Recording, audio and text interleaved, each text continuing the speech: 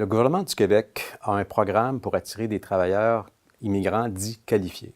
Ces immigrants-là ont des diplômes universitaires que l'on recherche ici, parlent généralement bien le français et bien l'anglais.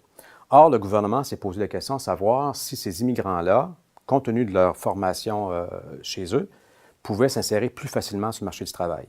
Alors, le but de notre recherche, c'est de vérifier dans quelle mesure, effectivement, le fait d'amener des travailleurs chez nous dits qualifiés permet d'insérer plus rapidement et plus efficacement ces travailleurs-là sur le marché du travail au Québec, tout en tenant compte du fait qu'il est possible que certains de ces travailleurs-là fassent face également à une forme de discrimination.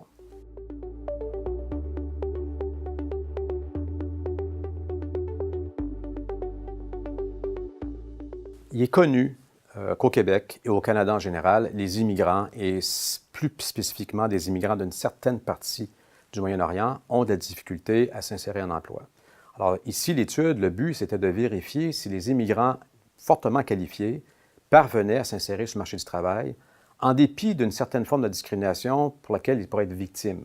Alors notre recherche est d'une part de vérifier si la sélection d'immigrants fortement qualifiés parvient à surmonter certains obstacles auxquels ils font face en raison d'une certaine discrimination.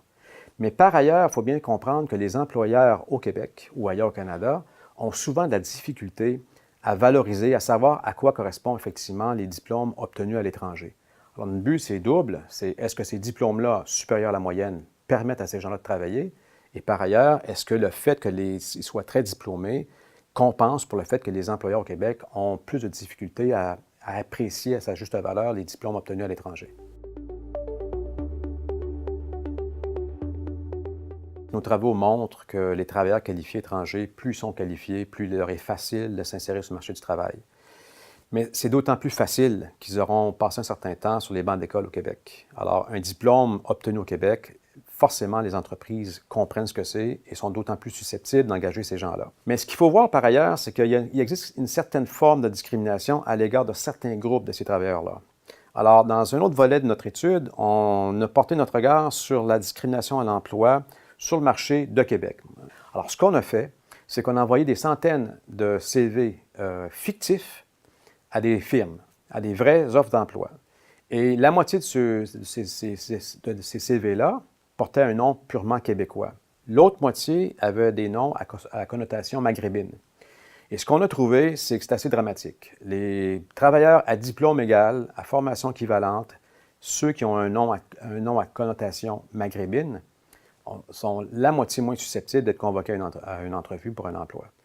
Donc, le message que ça envoie, c'est que, d'une part, attirer des travailleurs étrangers qualifiés, c'est une bonne chose, mais par ailleurs, certains d'entre eux éprouveront malgré tout certaines difficultés à s'insérer en emploi.